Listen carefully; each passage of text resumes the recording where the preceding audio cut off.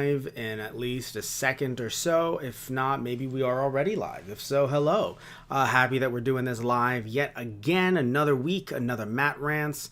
Let's look over here, see if... Okay, yes, we're live. Hello, everybody. So, before I go into everything that we're talking about, breaking all that stuff down, let's talk about what we're talking about on this episode of Matt Rants. So, we're talking about Soulja Boy yet again.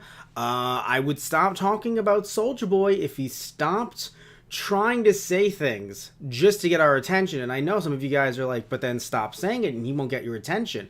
The problem is he's just saying stuff that's blatantly either wrong or illegal.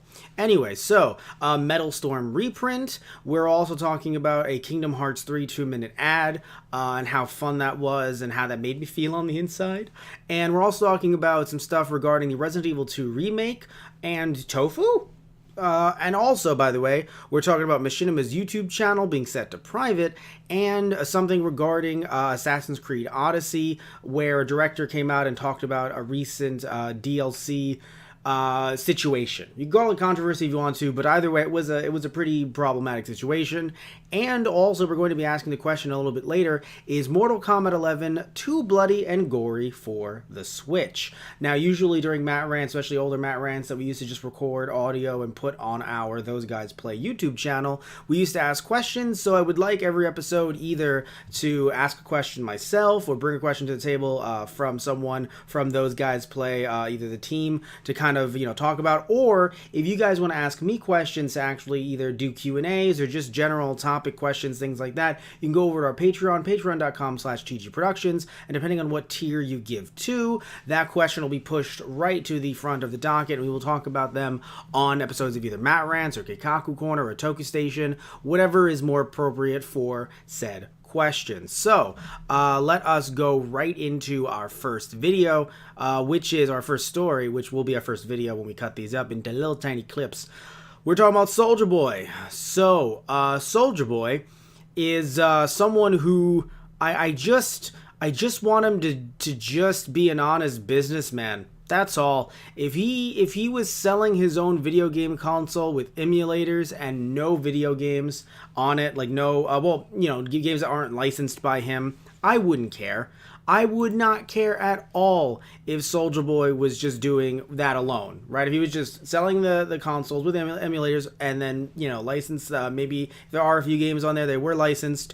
Other companies have done that before. That's not, even though, well, I don't want to say that they put emulators on it, but they did license games before to put on either multi-carts or reprints. Obviously, we have that Metal Storm reprint that I'm going to be talking about a little bit later. So I have no problem with someone being an honest business person. And in no way am I saying that his rap game was not honest, right? He was good at rap. I didn't really listen to his songs, minus, Crank That. But I've obviously I heard that, because who didn't, right? Back in the day. But still, I'm not trying to knock him as a rapper. I'm just knocking him as a businessman. And frankly, the fact that, because if you're wondering, well, what did he do now? Well, Soulja Boy is holding a raffle, if you will. Now, let's remember that Soulja Boy, a guy who claims, oh, I've sold all these systems, they're amazing, we can't even keep them on our storefront shelves, right, is now saying, hey, how about you donate to me, and if you do, then I will actually give you one of these, one of our either consoles, which, remember, are still technically illegal unless his new consoles that are out don't have, the one that looks like a PSP. Putting aside the fact that it looks like a PSP. If there's no games on there, okay, but still, he's refusing to give those away with donations, as well as a free Soulja Watch. So he's just saying, I will pick a random donator who sends the largest donation. Not even saying it will be picked at random. It's if you send the largest donation and give you a free Soulja Watch and Soulja console, and then tweet me when you're done, which I guess is a way to, keep the ball rolling on the social media, which it's not bad social media game to say tweet me after doing something like this. Obviously, people do stuff like this all the time with Gleam.io. We're even looking into doing something like that in the future, have a good way for a channel. So in no way am I saying giveaways are a problem. Granted, Gleam.io, you don't pay us for it. And also in no way am I saying that it's a problem if a YouTuber has a Patreon, again, like we have a Patreon, a YouTuber has a Patreon, and depending on what tier it is, they give away like a free retro game or something like that. that, or like a medallion or some kind of pin or some kind of like 3D modeled custom figure or something. I'm not saying that's a problem. So I know some of you out there are immediately going to be like, so then you're a hypocrite. Why Soulja Boy and why not these other YouTubers? It's about scale, guys. It's about scale. Soulja Boy, someone who's worth millions of dollars, and yes, I know worth doesn't always equate what you actually have in the bank account, but someone who's worth millions of dollars, someone who gets residuals on all of his past albums. As far as I know, he gets residuals on those. So when they're played on Spotify, he gets money. Maybe not all of that, of course, because his record label's in there, but he gets money from Spotify and other corporations as well that play his music. So, or sell his music. So if he's getting all that, and then he's selling these on the side, again, according to him, he sold out. So why is he sitting here saying, hey, give me money, give me the largest donation, and then I will give these to you? Like, I'm not sitting here infuriated, like, oh, how dare you? But just, what are you doing, dude? Like, apparently you, like, and look, if someone doesn't want to say it's a donation, because technically it's a giveaway, if you will, it's a raffle, still, it's just like, dude, what are you doing? That's the thing. Like, the reason why I continuously talk about this, and again, I will never say again to you guys, I want to apologize to you guys. I will never say again, I will not talk about Soulja Boy news. I will never say that ever again. I will just talk about it until I'm done, and then if it crops up again, we'll talk more about it. But something like this just had me go, oh God. Like, because since the last video, I thought, oh, we're good for now. There's not going to be anything else. And then the second, I think it was like the same day or later on that day that we recorded Matt Rants, boom, all of a sudden, this all came out. Now, if you think this is the only thing, like, Matt, you're making a big nothing burger out of this, again, other YouTubers do this. Well, here's a question. Do other YouTubers say that on their next console, because, you know, a bunch of YouTubers releasing consoles out there, that on their next console, Fortnite will be on it? Because Soulja Boy alleges that Fortnite will be on his next console. Yes, he actually said out loud, I want to make sure I got the podcast right, because he did go on a podcast, and he said, yeah, so it was an interview with DJ Academics. Wow, oh God, I'm an idiot. DJ Academics as Soulja Boy if Epic Games' Fortnite was currently one of the games included on the Soulja console. And granted, yes, he was asked this, but Soulja Boy could have easily been like, well, it is not currently on the table, but I would love to speak to Epic Games about this. Like, I'm not saying that he can't talk about this in the future, but he said, yes, we're working on it. Not this one, but on the next one you can. Again, at first, if he just said we're working on it, to be fair, I don't think I'd be talking about this. But when he said, no, it's going to be.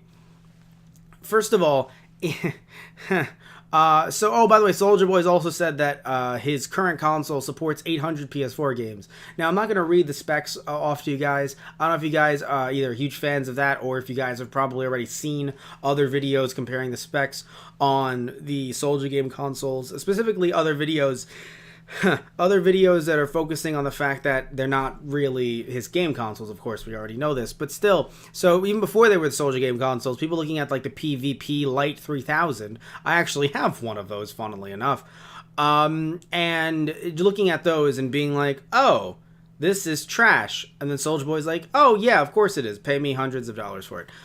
So anyway, yeah, he's trying to say that Fortnite is going to be on this. Thankfully, Epic Games got on this so quick. Epic Games literally responded, let me see here, looking at the articles, I want to make sure they responded within, how many days? I want to say it was within at least 2 days. And they responded by saying, no, it's not going to be. No, Soulja Boy, no, it will not. And again, remember, Soulja Boy took down, because if you guys haven't been following this, remember that after, or maybe you just heard that he made some bootleg game consoles or something. Remember that Soulja Boy took down his consoles at first. Then he ended up saying, on Twitter, I had to boss up. Essentially saying, hey, I had to, some would say man up. I essentially had to adult up, right? And realize, okay, we have to take these down. then comes back with this. And then, of course, we have Nintendo in the background not saying anything directly about Soulja Boy and his consoles, but they are starting a mega lawsuit. And you do wonder, out of those 100 names that they mentioned, if Soulja Boy's name may be on that list. So, yeah, so anyway, looking at this, let's see here. It was, Epic Games said, no, you can't play Fortnite on a rooted or jailbroken device due to anti-cheat measures. Oh, that hurt. Oh, God, he could have just said no.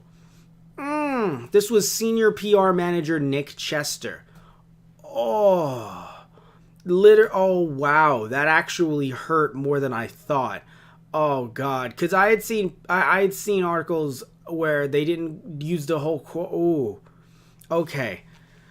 All right, so that that one hurt even me. Like, despite what I think about Soulja Boy, that one went for the chest. Yeah, so, and because again, if you guys don't know, these emulators, installing Fortnite on them, not only can I, again, specs-wise, I don't think you could even run it, but it's the fact that they are considered, like, there are emulators on there, so it wouldn't be a legit, I mean, I guess someone would argue no, but Android, so perhaps, but even then, even if you argue no, Fortnite could, even if it couldn't run well, it could still technically legally be played through maybe like an Android app on at least one of these clone consoles. It's just funny to have a PR manager being like, no, it does not work on jailbroken consoles. It's just, oh.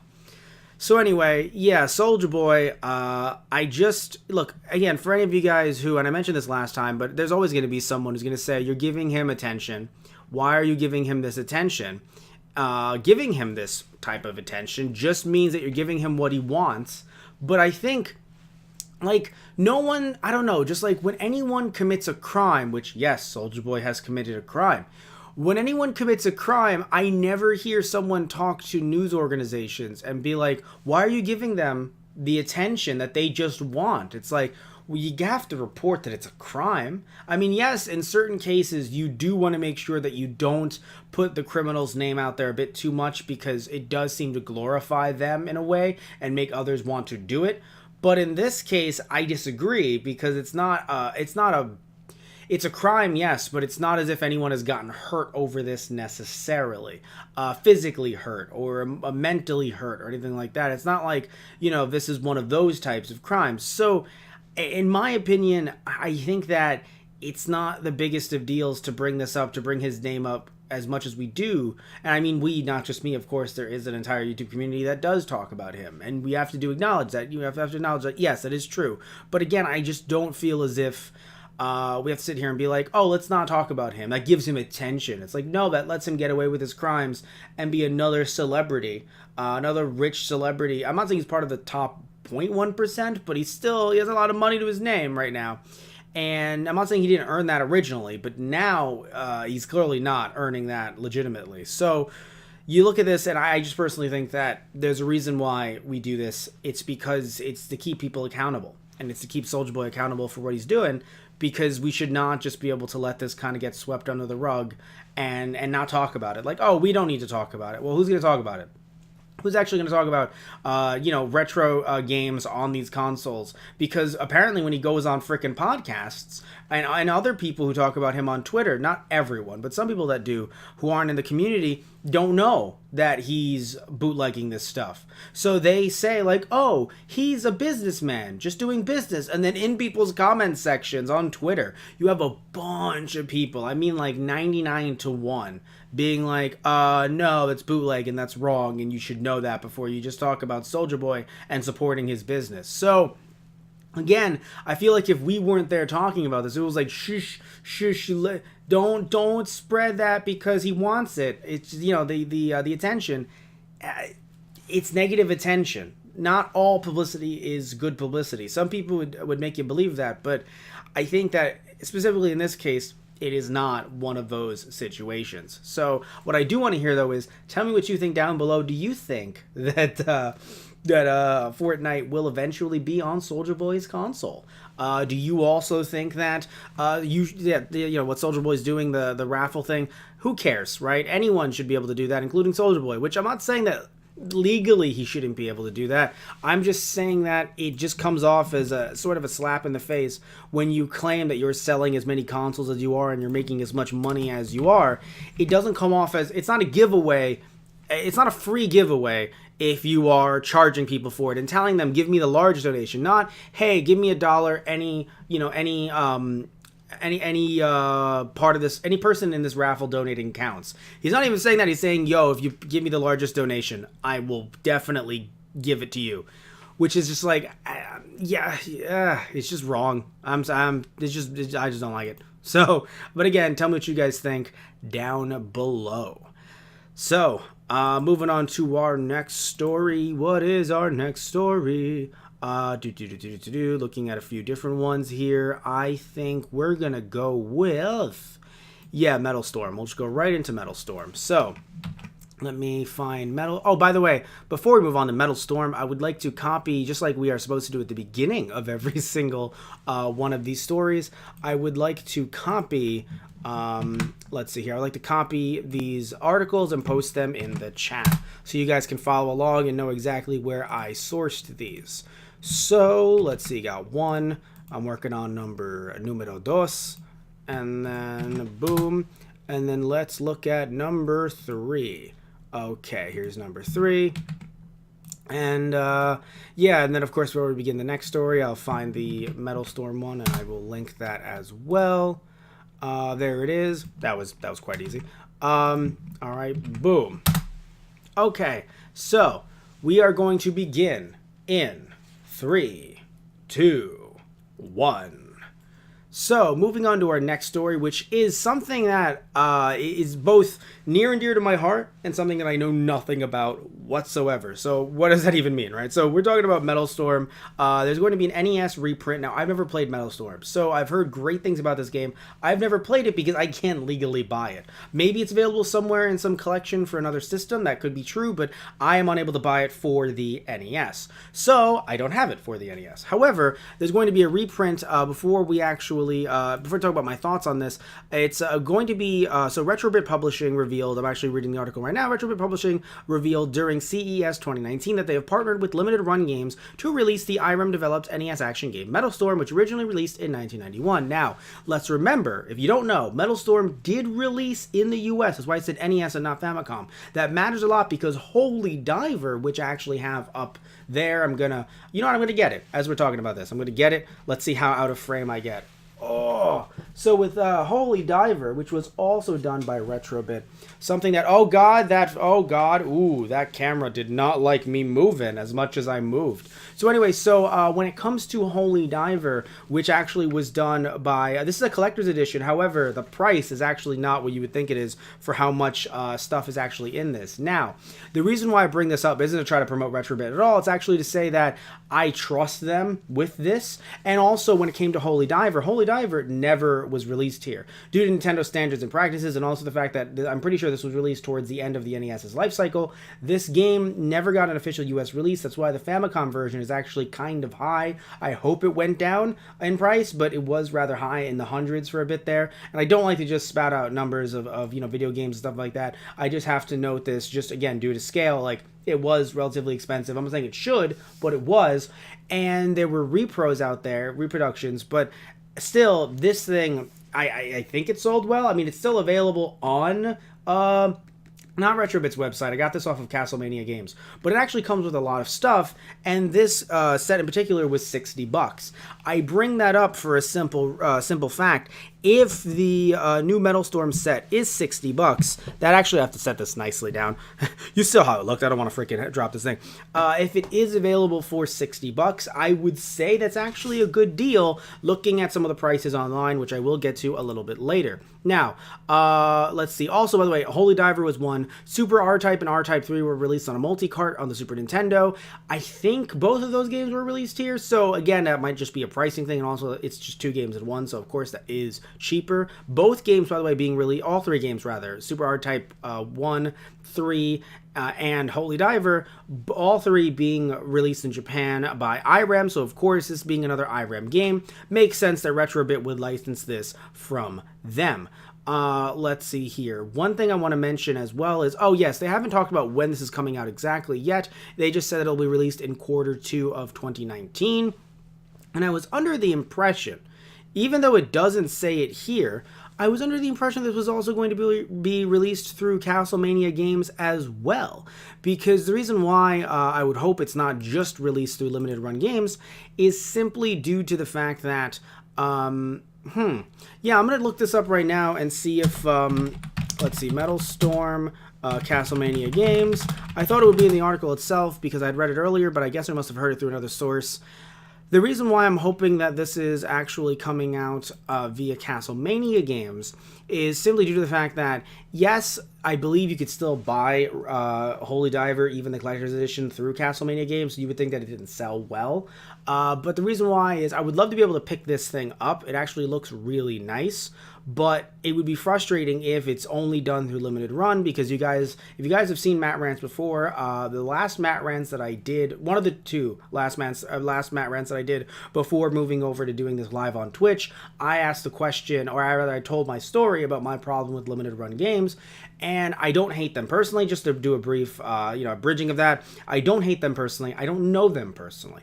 I follow one person on Twitter. I believe his name is Doug. Seems like a good guy. Would love to hang out with him. I've seen him in some interviews. He seems nice, but I'm just not a big fan of how they run their business, specifically when it comes to certain games that I believe have a name like Metal Storm. We're going to sit here and have these come out for, but let's say $60. I'm just supposing $60. They come out for $60, then even if it's through Limited Run, $60, and then they sell out immediately because there's this culture surrounding Limited Run. Granted, that's not even a Limited Run problem necessarily. And even if they only allow one per person, still, you have people buying them and then scalping them potentially for even more money than they're at right now on eBay, which again, we'll get to a little bit later. So I have this forum up, Reset Era, and let's see. Okay, good. So I'm sorry. Looking at Retrobit Gaming's actual tweet on the matter. Let me actually share their tweet in the chat. If you're watching this through our YouTube, the tweet will be shared down below in the description box. But as we're doing this live on Twitch, let me share this in the chat right now. Thankfully, on their Twitter, it does say that Castlemania Games will be releasing this as well. So, frankly, I have no problem with this. And I think this is an amazing way to do this because here's the thing. Even though I do think that Metal Storm does have a name to it, so I do sit back. It's a bit different than Holy Diver, which in my opinion, I think more games like Holy Diver should be released more often. Damn it, we still have Soulja Boy's picture up. There's Metal Storm's picture. Doing this live, folks. Doing this live. So, but when it comes to Metal Storm, I think it has a bigger name attached to it than Holy Diver, just because it came out here. Now, I want more games like Holy Diver that have not been released in the US to come back here more often rather than reprints. But when looking at a game like Metal Storm, everyone has positive things to say about it. People also potentially already have it, but I think for some people like myself who might want to get into it but don't want to pay expensive prices on eBay, this is definitely a good option. And going in two different directions is even better, because having it in a limited run, there are some people that are going to buy it from limited run, but unless that version is a collector's edition or is more expensive, or there's just something different, maybe like a box variant, there's no reason why you can't go on Castlemania Games. And if it's $60, just like this is, heck, again, this is a $60 collector's edition. That's the base edition. There's no non-collector's editions. That's amazing. Now, I want to go talk about eBay prices. Usually I don't like doing that, but the reason why I don't like doing that is because prices can change all the time. So I won't say what the prices are on eBay. I'll actually tell you guys how much they've been selling for, which, if you guys don't know, that matters a heck of a lot, and that's a huge difference, because looking at how much something sold for, by the way, if you're on eBay, you're on the website, go to show only, which is on the left side down, and click on sold items, so you can make sure how much something is selling for rather than how much people are putting it for. Because I could put a copy of Metal Storm up for like $8,000, No one's stopping me. Doesn't mean anyone's going to pay that. And then if you try to sell your copy, go on eBay, all of a sudden you're thinking, well, it's worth $8,000. No, it's not. It's not worth $8,000. So let's look at how much this has been actually selling for. So there are some repro cards and some cards from China, which are also repros, and Thailand. So diversity in repros. But let's move away from all of the repros. Let's go down to what someone says is an authentic card. Now let's assume this is accurate. It's authentic. This cart sold for $40. So, but again, that's assuming that it is authentic. Another one underneath it, assuming that is authentic as well, $48. Now, as we start going up slowly, we start creeping up. The Famicom version sold with a custom case at $75. Ooh. And then as we keep on going up, these are still selling. And remember, these are loose cartridges selling for $85, $87, $90. It is only when, with some of them with custom cases, it is only when we get up to, let's see here, it is 90, no. It is actually $100. So with $7 shipping, so $107 for the game with a box. I'm only going to open this up just to make sure that this isn't a repro box or something like that.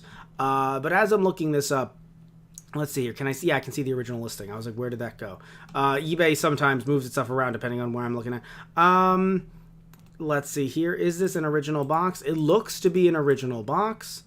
And I'm sorry. I'm the fool here. The $100 that someone paid wasn't for the game and the box. It was just for the box. Someone paid $100 for the box. So at $60, I don't think that's a bad deal. Again, assuming it's $60 for a brand new game from Limited Run and from Castlemania Games, technically from Retrobit, obviously, you know, at the top of all this. I want to go to the second page because these are starting to get into the 120s, and I want to see what, okay, there we go, finally. Metal Storm box case, Nintendo NES Authentic. That's $125. Wait a minute. Wait a second. I don't like the sound of this. This was sold in New York. Please tell me, as someone who is also from New York, please tell me you were, oh wait, no. This is actually, oh my God. I think this person who sold this, it actually is from, oh God, the phone is ringing. This is a problem. We're live, everybody. Do I have to mute my mic? I'm going to mute my mic.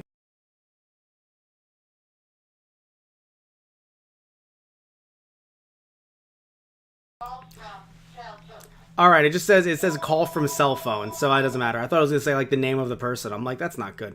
I want to disconnect my phone, but I also don't want there to be a situation where I'm going to die, and then I don't have a phone. So let's see. Yeah, it's a sun faded box, by the way. Getting back into the box, it doesn't say where. That's so strange. It doesn't say, because there's a sticker on it, a yellow sticker. I thought it would say, hey, this is actually from like KB Toys or something. Either way, sun faded box, seemingly. Actually, no, not that sun faded, just terrible lighting, a little sun faded, for $125 with the game. How crazy is that? $125 for this. I'll actually link this down below as well. Might as well since we're here.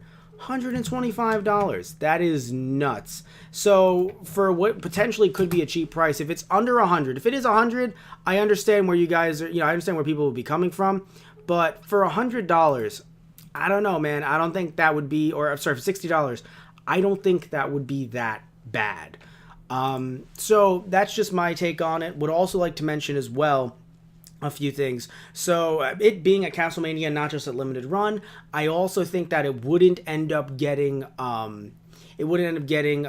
resold at such a large price. I don't have a problem with things being resold for a little bit higher than the value of what you purchased it for, whatever the item is. It's when you take an NES Classic Edition that's $60 and you make it $300. Then I'm sitting here and I'm like, what are you doing? for $300. What are you doing? You want to take an NES Classic Edition and sell that for maybe 80 to 100? I don't think that's the worst to do. I remember I bought my NES Classic Edition. Well, no, I was going to buy one. Then Tristan said I'd buy it off you. Tristan Walter, contributor to the channel and to the Twitch. And so he actually ended up paying the 100 that I was going to pay for the NES Classic. But it came with an extra controller, which was nice. And all of its original stuff. So, yeah, it is just so...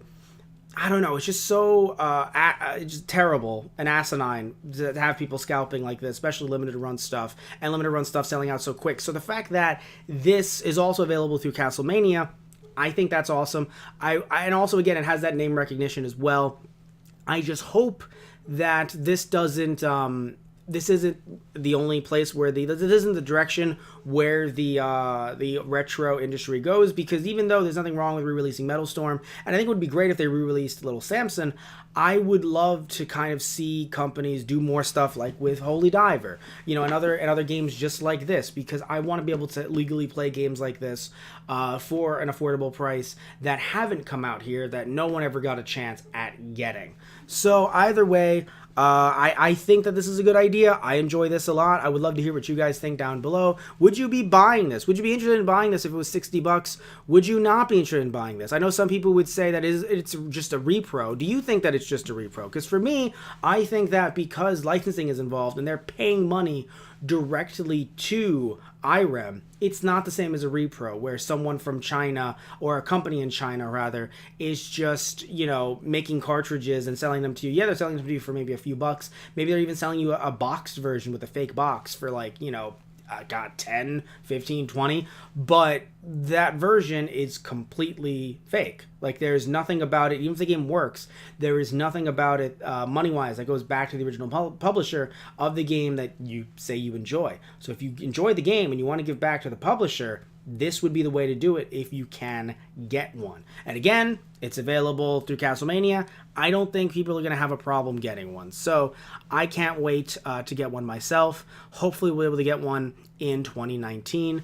And just tell me what you guys think down below. So let's move on to our next story. Actually, before we move on to our next story, let me change the picture, damn it. You guys can tell that I'm somewhat new on the Twitch. I haven't been twitching for long. So anyway, let's see here. I'm going to move on to... Yeah, okay, great. So, moving on to the Machinima story. Would like to post this in the chat down below. If you're watching this on YouTube, it will be posted in the description box.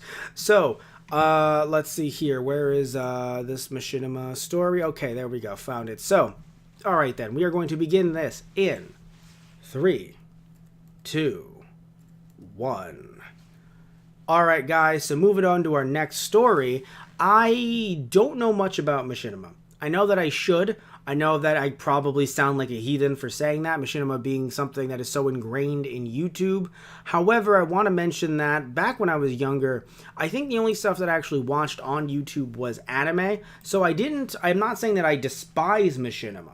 I'm just saying that I never really delved into their content. I've heard about them, obviously. Who hasn't heard about Machinima if you're on YouTube, but and especially gaming YouTube, but I've never actually watched, I don't think I've ever watched any of their videos. And again, I know that sounds blasphemous, but just because I haven't watched their videos doesn't mean that I'm happy with what I'm about to tell you guys. So, for some reason, the entire Machinima YouTube channel has been set to private.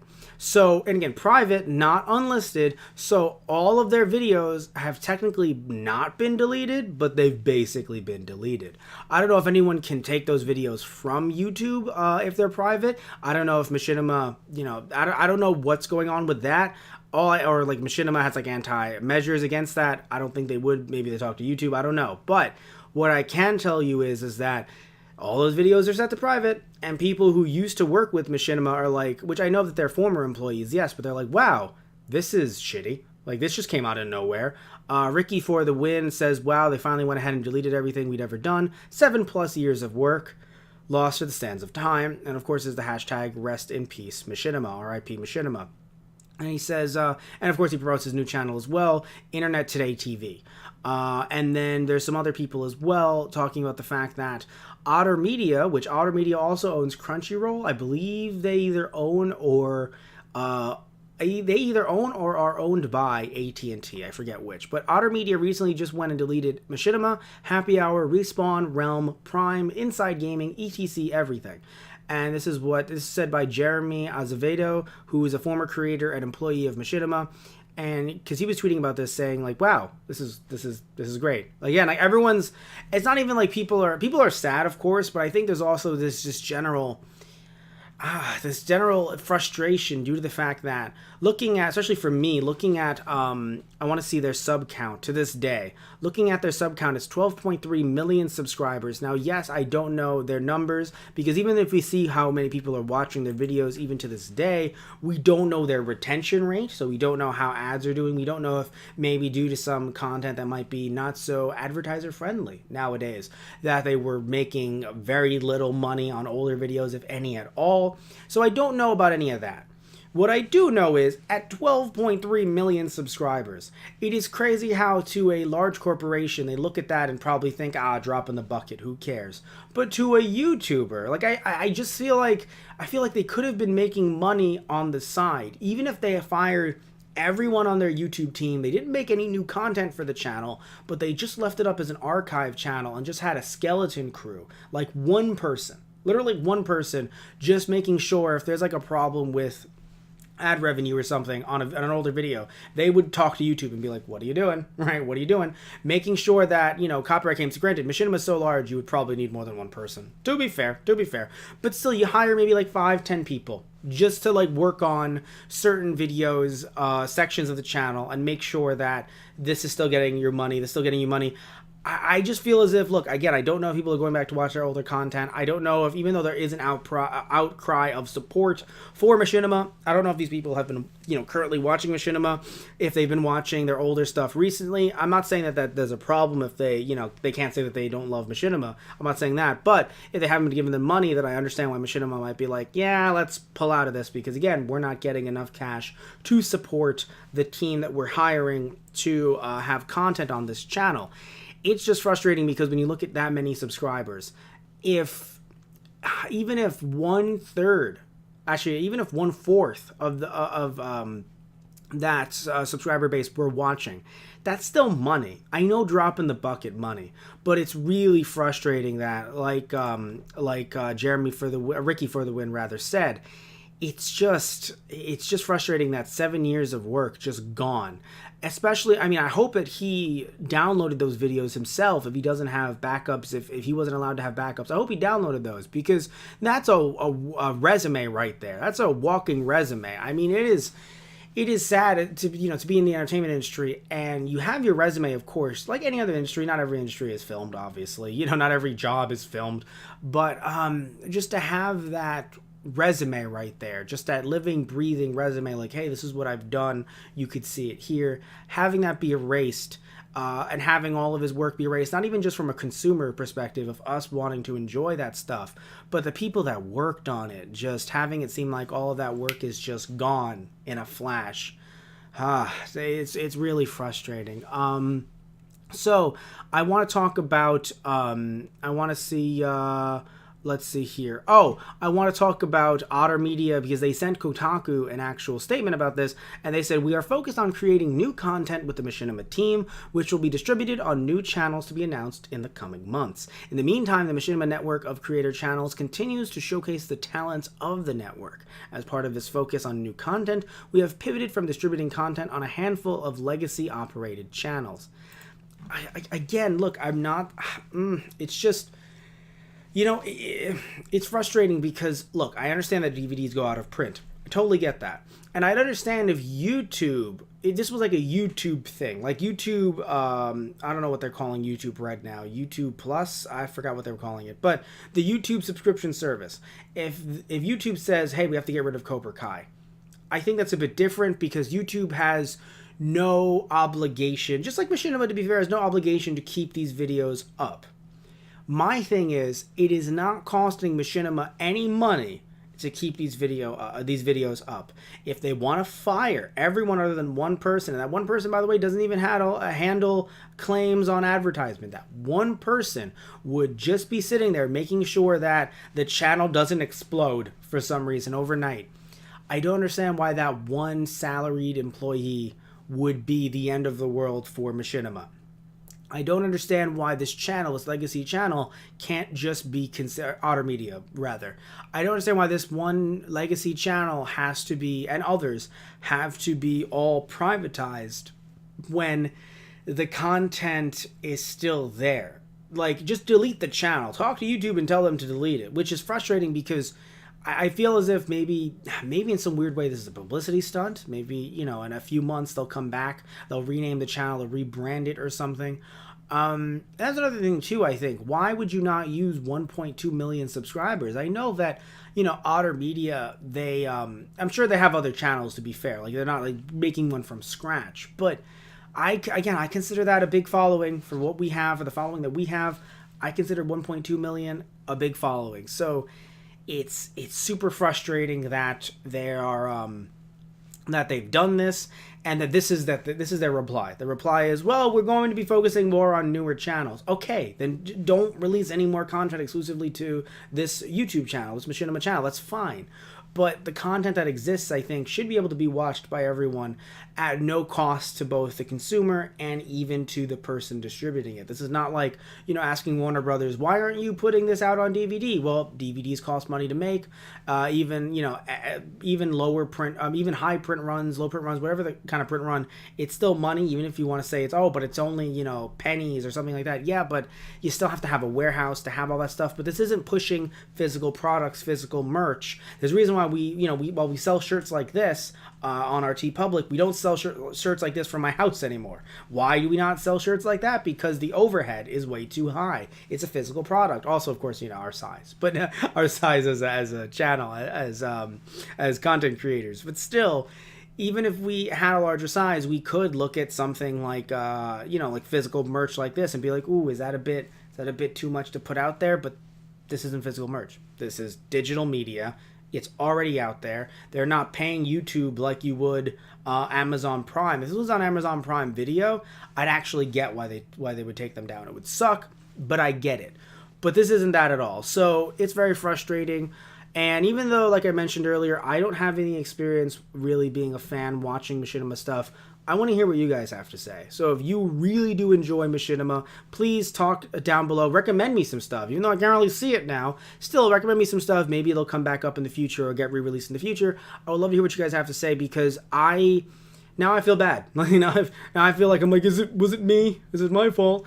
But no, I want to hear what you guys have to say about Machinima, both past, present, and future. And politely tell me what you think about Otter Media. Tell me how you feel about Otter Media and what they did in this situation. So yeah, would really love to hear what you guys have to say down below. So let's move on to our next story, which is let's see here, what's next? What is next? Yeah, we'll go for Kingdom Hearts next. Let me actually post this in the chat. Let's see here. And let me change the Machinima picture, and I will change that to a Kingdom Hearts picture shortly. Where's my Kingdom Hearts picture? There it is. Okay, so there's the article, so you guys can see it down below. And let's turn Kingdom Hearts 3 on. There we go. Okay, so we are going to begin this in 3, 2, 1.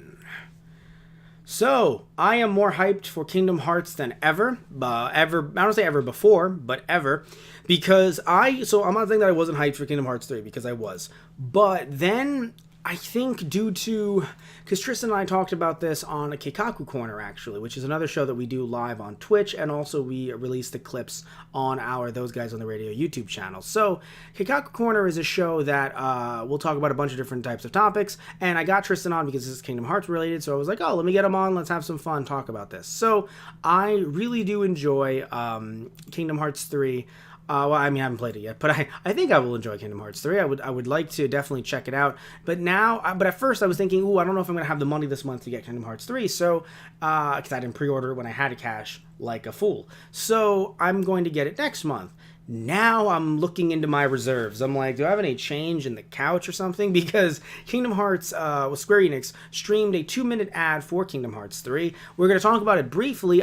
If anyone's worried about me, like maybe they don't want it, they want to hear me talk about the ad, but not say like everything that's in there. I won't comment on everything, but I will say that it did something that it really does show you how video games, in my opinion, are different than movies, at least for me. Because when I'm watching a movie, I don't want every little bit of it spoiled. So when I, like in a trailer, or in multiple trailers. So when and Tristan and I had this discussion when there were, in my opinion, spoilers, even though they were sanctioned, they were released by, officially released by Toei on their YouTube channel. It was those spoilers for Dragon Ball Super Broly were then, I'm not gonna say what they are, but they were then posted to other, not only YouTube channels but also to Twitter and Facebook. They were promoted, and because they were trying to promote something in a new Dragon Ball Z game as well, because it was nice cross promotion. But how about maybe you don't spoil the movie before I get to go see it, especially a month or so before I get to go see it. So anyway, for me in movies, I feel like, yes, it is an experience. Yes, I am experiencing this, but I experience it differently than video games. So showing as much as they showed here, which I'm pretty sure they showed almost every world, perhaps. I'm pretty sure from what I remember, they've showed pretty much every world. They showed gameplay footage. They even showed some never-before-seen stuff, not just in worlds, but also storyline-wise. It wasn't Japanese, so I couldn't pick up everything, but I was picking up that angst from Sora, and they also showed, which I haven't heard the song before, I have heard Don't Think Twice, which I love, but I haven't seen or heard Face My Fears. So they had, which I didn't know, Face My Fears, by the way, is being done not just by Hikaru Utada, but it's also being done by Skrillex. So Skrillex is producing it. Hikaru Utada is actually singing it, and record producer Pooh Bear, that's fucking adorable. All three of them are collaborating on Face My Fears, which it was so interesting because hearing Hikaru Utada rap, I was like, I don't hate this, but it's new. So anyway, when it came to this trailer, I think another reason why it tugged at my heartstrings so much is because they had Japanese subtitles on, but they had Americans talking about their first experience with Kingdom Hearts. And I think even though this might have been a Japanese event, no, it wasn't, but they still were there watching, the trailer for this in a theater, and they were talking about, their thoughts on Kingdom Hearts when it first came out. And it just, some of you guys who maybe are kind of young out there, I'm 26 years old. I know some people out there are like, you're young, you little shit. And I know, but let me explain. I'm 26 years old. So for me, playing Kingdom Hearts, yes, there are a bunch of games that I haven't played. I will be real with you guys. But when it comes to the mainline franchise, I was there when those games first came out. So I was 10 when the first Kingdom Hearts came out, and then 12 when the second one came out. I actually haven't beat the second one. Blasphemy, I know. But I will be beating it before I play Kingdom Hearts 3. So it's just one of those things where, yeah, I'm thinking back to like being 10 years old, playing that game for the first time. The way some people were saying like having Goofy and Donald there next to a spiky-haired kid. That's how people felt at the time. Having that mix between Disney, anime, and Square Enix was something so unique to me. And I'm not saying it was never done before. I'm not saying it hasn't been done since then. But it was just such an interesting type of crossover that on paper, so many people would have written it off and said that it wouldn't have worked because duh. I would approve that, but who's asking for my opinion, right? So it's just one of those things where I say who's asking for my opinion as I do a podcast on a twice a month. This specifically, if you're talking about all of our other stuff, who's asking for my opinion should be the name of one of our shows. Anyway, but looking at the trailer itself, they show a decent amount of every world, and again, some people would say maybe this is too much, very much like the Smash footage that was released. Granted, there was a lot more Smash footage, I think, than there was of Kingdom Hearts 3 footage that has been released thus far, although I haven't actually checked out every single bit of Kingdom Hearts 3 footage that has been put out, be it between gameplay and trailers. I've talked about the stuff that we've covered on Keikaku Corner, but I actually haven't seen all of it out there. So, to be fair, maybe some people are saying, hey, this is too much, I don't want to see everything. But I do feel as if when it comes to a video game, especially one that's being touted as long as this one is. I'm pretty sure this one was in the 60-hour range. That's what Nomura or other reps are saying. So Square Enix reps. So when it comes to this, and also the language barrier, I mean, again, this is a Japanese ad.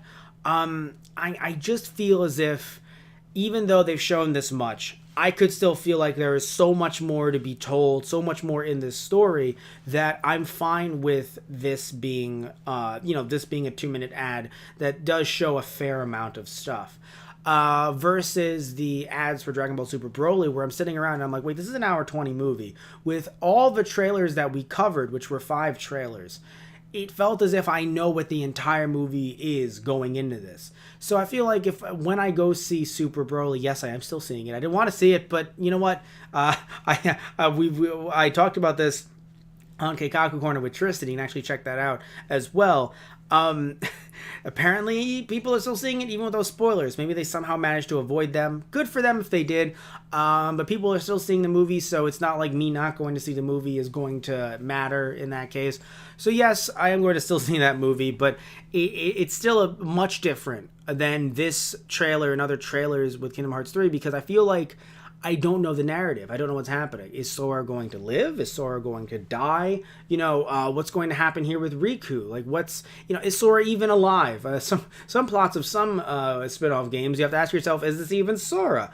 So there's a bunch about this that I think I could see this trailer and be just fine with it. So yeah, I really enjoyed it. I think my favorite world, just from looking at stuff thus far, it's Toy Story's world. Although I have to say that even though I wasn't the hugest fan, I liked Pirates of the Caribbean. I don't think I was like the biggest fan.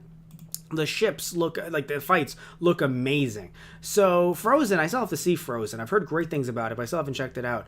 Tangled is the least interested, even though I love the movie Tangled. I think it's just very dated because of when this game was first put into development. So Tangled is one that, yeah, I don't really see much interest in. And yeah, I don't think they showed every single world in this. I'm pretty sure there's at least one missing. They showed Pooh Bear. Huh. I could swear they didn't. Maybe there is one missing, and I can't remember. Tell me which one might be missing down below. And again, tell me what you think about this trailer if you have seen it, or what you're thinking about Kingdom Hearts 3. You can, we don't have spoilers just yet, although there were some leaks. So if you are going to post spoilers, post fake spoilers. Like you loved when Goku appeared. That was fun, right? Like when Goku and Ichigo teamed up together as support characters for Sora. That was great. But all jokes aside, tell me what you guys think down below about this ad, about Kingdom Hearts 3, and what you're expecting or hoping from Kingdom Hearts 3. Tell me all that down below. So, let's move on to our next story, which is, let's see, what's our next story going to be? Next story.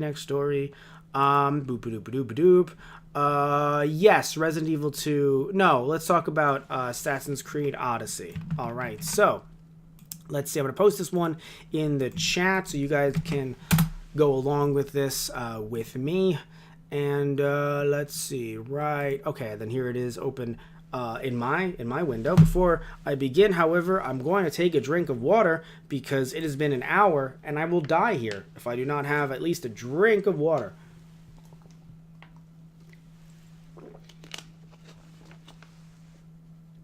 Okay, I will not die. I mean, I'm gonna die eventually, but like not here. Okay, so, woo, okay, wow. All right, so, let's power through this. We have a few more left. Okay, so, let's see. Okay, so, 3, 2, 1. Moving on to our next story, people are upset, understandably so, with something that happened recently with Assassin's Creed Odyssey. So, looking at the article here, which I have posted in the chat if you're watching this on our Twitch, and is also in the description box down below if you're watching this on our YouTube, the director for Assassin's Creed Odyssey said that we missed the mark regarding a relationship in a controversial DLC. So, at first, this kind of sounds like a non-story. You're like, wait, controversy around DLC? Like, why does this even matter? Here's the thing, right? So, for people out there that are happy about Assassin's Creed Odyssey touting that you can do anything, and I mean anything. You see that statue with that dick? You can hang on that. Like, saying that you can do anything, especially in regards to what your character can do, it made people extremely excited, especially people who are in the LGBTQ plus community. When you can play not only as, although obviously it wasn't an LGBTQ plus community situation when you could play as a woman as well as a man, that's not so much tied to the LGBTQ plus community. That's just tied to a large chunk of gamers, be they male, female, or gender non-binary, who are like, hey, can we play as a woman in Assassin's Creed for friggin' once? So I totally get that, right? But the reason why it gets to become a situation with the LGBTQ plus community stepping in, and all the people who are like me outside the community who are like, what the fuck is going on here? Let's see here, because the fact that in this DLC, which by the way is called Legacy of the First Blade, they ended up making a mandatory relationship that they didn't even go into in the story necessarily. They just did a time skip, and they were like, by the way, you're going to have to marry this dude or marry this woman and have a baby. And it was like, what? And they were trying to comment and saying, oh, it's the way things were at the time, right? Like, oh, but at the time, that's, you know, it was a forced thing, which also makes it even sound worse. Like how great is that? Like, we're commenting on the fact that we're gonna force you to have your baby. Or make a baby with someone you don't want to. Like, ooh. And also, by the way, for anyone that's just like, but Matt, historical accuracy. Yes, because Assassin's Creed has always been known for its historical accuracy. I know that, yes, the makers of, developers of Assassin's Creed have looked at, you know, maps and things like that of areas, be they in Italy or wherever else they're, you know, gaining, they're actually setting the Assassin's Creed game, whatever the game is, in. I get it. I'm not saying that, you know, this is just made up completely. Obviously not. Like, there are obviously roots in history. But still, like, the way the game fights, like, I don't remember. Okay, I'll put it this way, guys, and I'm just gonna be real here. You can call me obtuse if you want. I don't remember history having EXP. Like, I don't remember having experience points in history and being able to level up. All right, I know that I age, but I truly feel like with age I am leveling down and I am becoming more and more tired and frail. So when it comes to this story, again, having it being touted as a game where you can do anything you want, it just became frustrating to people that, even though, according to, I want to make sure this is, yes, this is creative director Jonathan Dumont. According to him, the players will not have to continue the romantic relationship in the next installment of the game's DLC, which, yes, that is good, right? I don't know if that's a move that, you know, he's heard us, or, you know, Ubisoft has heard us and they're like, oh shit. Or if that's something that was always planned. However, it's just frustrating because, again, this was, like, according to him, let's get his actual quote. The intention of the story was to explain how your character's bloodline has a lasting impact on the assassins, but looking through your responses, it is clear that we missed the mark. It's truly frustrating, and I need to mute this for a second. Hold on one second, we may have to stop this stream. Now everything is the way that it should be. So thankfully we have fixed all of the issues, seemingly all of the issues with the stream. Now, as you guys can tell, I have a new webcam and haven't been streaming on Twitch for a while. The reason why is because I think I'm still kind of sick, but I was very sick. With what? I don't even know. All I know is I've actually been taking some medication for it. I've been a little iffy. Same thing with Tristan, by the way. So he got whatever I had, which is wonderful. Most of our workforce just down the tube immediately. So either way, I haven't been able to finish this episode of Matt Rants, but thankfully we're finishing it right now. And once we're done finishing this, the clips will be available on our YouTube channel, Those Guys Play. And tomorrow, sometime, either during the day or at night, you can see via our social media accounts, like our Twitter, at Those Guys Radio, Facebook, facebook.com/Those Guys on the Radio, or our main website, teacherproduction.net. I'll be posting when we're doing the next episode of Matt Rants. So we'll be doing that live here as well. And again, clips from that will be posted on our Those Guys Play YouTube channel. So, as we're wrapping up this story, because yes, we actually started this story a while ago, we're going to be wrapping it up briefly. Also, by the way, hopefully you guys like the new webcam. If you don't, tell me down below. I don't know what I can do about it, but either way, tell me down below. We'll see if we can fix some things before tomorrow's broadcast. So if you guys don't remember the story, that's totally fine. Again, we talked about it a while ago. We'll be cutting it up for the YouTube channel, but since we're just doing this live right now, I will post the article down below. Let's see, where's the Matt Rants word? Okay, here it is. So let me actually copy and paste this story, and we'll just finish up what we were talking about and then move on to the next story, which is Resident Evil 2. All right, so let's see. Let's copy paste this into the chat window. All right, so let's see. So let's move on to our next, the rest of this story. So, as I mentioned last time, there was definitely an issue with a newer DLC for Assassin's Creed Odyssey. They forced users to actually have a child with someone that they were not in a relationship with in the game itself. And for a game that touts that everyone can do anything they want to, it made people, especially people in the LGBTQ plus community, really happy and excited about that, because not only can people just be a man or a woman now instead of just a man, people could also be with people from other genders as well. Sadly, they screwed some things over because, as we talked about last time, in the DLC itself, they essentially forced you to be with someone that you didn't want to be with, and then they kind of just did it like a little oopsie daisy and again, the article, by the way, is posted in the chat, and we talked about it last time, but as we're briefly wrapping this up, I just want to say that I am happy that, yes, there was an issue, and it was a pretty big issue, I would argue, but at the end of the day, though, I'm happy that our voices have been heard. Everyone's voices who wanted to change here have been heard, and they won't be doing something like this in the near future. Look, mistakes do happen. I fully admit that.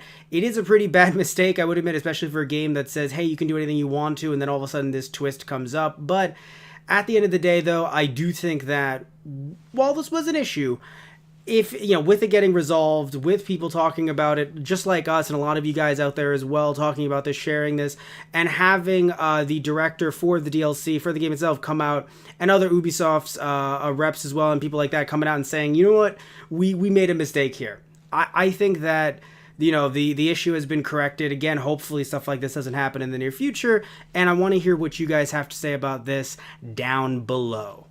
All right, so we are done with that story. Now let's talk about some really odd stuff before we move on to our next story. I'm going to post the fact that tofu, tofu apparently matters a lot in Resident Evil 2. I don't know much about Resident Evil 2, both the old game and the new game, but I'm going to post not only this Japanese ad that I think was really cool, but also tofu making its return, which is such a weird thing out of context.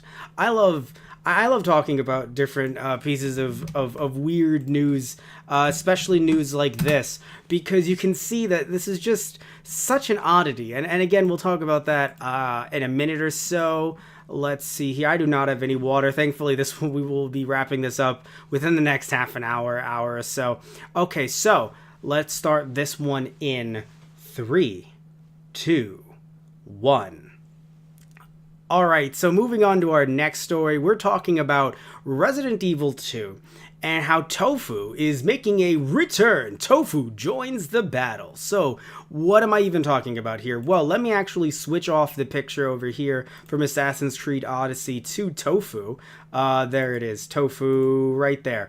So apparently, if you guys didn't know, because I didn't know, I'm not a fan of Resident Evil, nothing against it, I just really haven't played that many Resident Evil games in the day, back in the day. So apparently, tofu was in the first Resident Evil 2, and now it is making a return in the new Resident Evil 2. So some of you guys out there that have been playing the game, hopefully you've gotten your protein in with your tofu.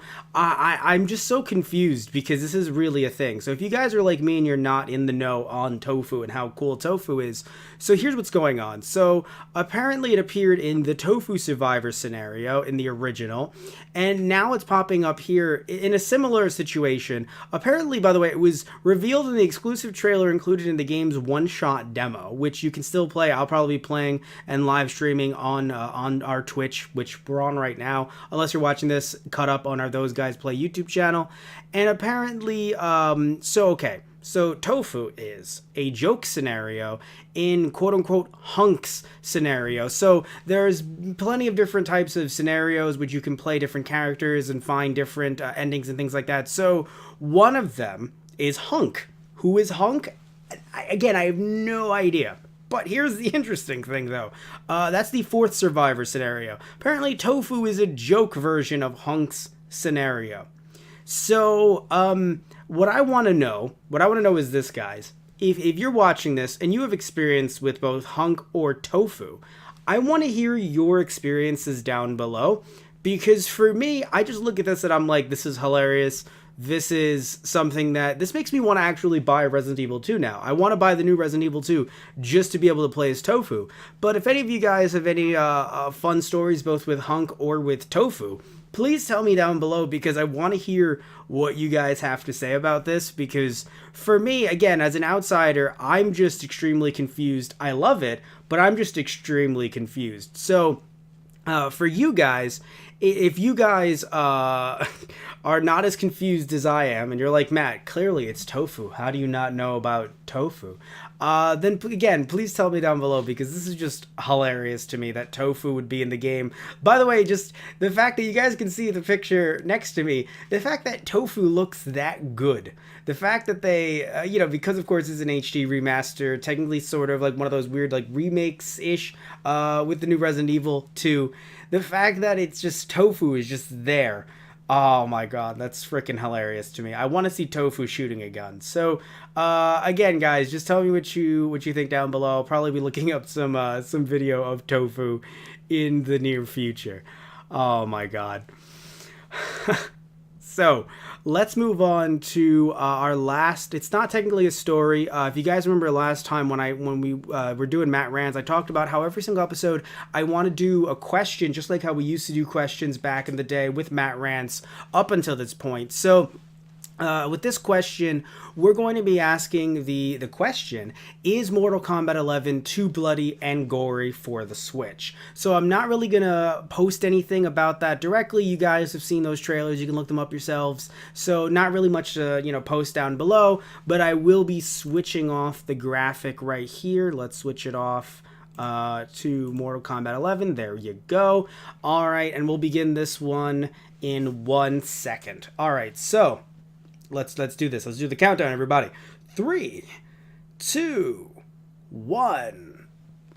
All right, guys, so moving on to the last portion of this episode of Matt Rants, long overdue. We're not talking about a specific story for this part. We're actually asking a question, and that question is Mortal Kombat 11 too gory for the Switch? Now, the reason why I'm asking this is because RGT85 actually made a video about this, and in his video, he was doing a reaction video off of someone else's video. So this is a reaction video of a reaction video, arguably, and we're also throwing things back because we're doing a reaction video. That's something that hasn't been done in a while, sort of ish, really. At least with YouTube's own, because they don't allow you to do reaction videos anymore, sadly. Directly tied to the original video. Anyway, here's what matters: is it too gory to be on the Switch? Right, so we have to ask this question like we used to ask questions back in the day with Matt Rants. Wanted to bring this back. If you guys want to ask questions, you guys can totally do that over at our Patreon, patreon.com/GGProductions, and we'll answer those questions, not just on Matt Rants, but also on other shows that we do as well. So, is Mortal Kombat 11 too... Is it? Because the thing is, for me, the idea that is something too gory for any console of any type. The question is, usually the thought is, will kids get their hands on this? So for me, I think that if you have an M rating, and if there's ways to put up, blockers, just like the Switch has a block that you can't, if you have parental control on it, then you can't, download certain games for the kids. or the kids rather can't download certain games themselves. So with those blocks in place, especially with an M rating, which clearly Mortal Kombat 11 is not going to have an E for everyone rating, with those in place, there are clearly ways that your kid can't walk into, let's say, like a GameStop, or can't walk into a a Target or something like that and be able to pick up this game. So when I look at it from that perspective, can kids get their hands on it? No, unless you aren't doing your due diligence, or if of course they go to a friend's house and their parents let them play it. Of course, they can get through that way. But in terms of a kid actually being able to pick this up on day one or day whenever the heck to get this, no, they aren't able to. So from that angle, no, this isn't too bloody or gory for the Switch. Now, the question then is this too bloody or gory because it's a Nintendo console? Well, that's a little bit too hard to try to gauge, because Nintendo has had bloody games on their systems since day one, since the NES. I mean, they had Friday the 13th. Granted, not a lot of blood in that, of course. And of course, they've tried to not be as bloody or gory as their competition, of course. But still, while that is true, while Nintendo has had a quote-unquote family image, or tried to have a family-friendly image on the NES and on the Super Famicom or Super NES, at the same time, though, a few games here and there did slip through the cracks. Now, yes, certain games weren't allowed to come over from Japan because, again, Nintendo was trying to have a certain image, but there were always certain games that did slip through, and they weren't, remember, also think about this too, not just now, but also back in the day as well, Nintendo did have to approve these games, so it's not, other than, a few games here and there, like the Tengen games and things like that, you did have to have Nintendo's approval. So just thinking of a few games here and there, I can't think of any off the top of my head, but there have been M-rated games, not just for the Wii. There's actually a great video by Nintendo for M-rated games on the Wii, so those have existed. We've had M-rated games on the GameCube. We've also had games on handhelds as well. Yes, you have your Sweet Homes that never made it over to here. That is the case, yes, but there are still a fair amount of games, be they horror games, be they fighting games, that have come over. I mean, yes, Mortal Kombat didn't have blood back in the day, true, but still, though, that does not mean that there were no games like it in any way on any Nintendo consoles. So it's just one of those things where I can't really see that argument where it's too bloody for the Switch, especially when we look at, nowadays when you have gamers not only obviously getting older, of course, gamers of all types getting older, but gaming as a hobby in general is growing up in a way. So now, I mean, I should say that as if it wasn't grown up 10, 20 years ago, but it definitely is now as well. So why shouldn't there be something, if there is a market for it, right? And if money is going to be made from it, why shouldn't there be something like Mortal Kombat 11 on the Switch, as long as it isn't getting into the hands of those that just don't want it, like kids or adults that aren't really interested in Mortal Kombat's kind of cartoony, gory, over the top violence, then you don't buy it, right? So I feel like to say that something is too much of whatever it might be means that what you're saying is that for some reason or another, either for these kids, or due to the fact that there's something wrong with Nintendo, or not even wrong with Nintendo, but something anti-Nintendo about it, perhaps. Again, Nintendo's general image, that there's an issue there. And I feel as if there really is no issue there in 2019. Because again, if you don't want something like this, then you just don't buy it, or you don't buy it for your kid, or you make sure that your kid can't get it. And again, as long as there are those fail safes in place by, I believe WB still has the rights to Mortal Kombat, I thought, and of course Nintendo as well, make sure that these kids can't get their hands on it. If that's the case, then I don't really see why something would be too bloody or too gory. Nintendo's image that they've had, that's for first-party titles. And this isn't a first-party title. Yes, of course, Nintendo has to approve of it to make those cartridges, but still, this is not a first-party Nintendo title. If it was, then I'd get where people were coming from and potentially saying this is too bloody or too gory for the Switch. But, again, this is just, this is not going to be made for everyone, and this is not being made by Nintendo firsthand. And even if it was, things change and companies change. So I feel as if that, no, it is not too bloody, it is not too gory. I do want to hear what you guys have to say down below, though. If you would like to add on to the conversation, please totally do, be it either in the chat on our Twitch or on our YouTube channel, Those Guys Play. Thank you all so much. We're ending this episode of Matt Rants, but don't worry, because another one will be coming up real soon, both on our Twitch and on our Those Guys Play YouTube channel. And tune in for a bunch of other cool stuff as well. I'm just getting over a cold. That's why there was such a huge gap between Matt Rants and a bunch of other stuff on our other channels as well. I think I've been cleansed of the cold, hopefully.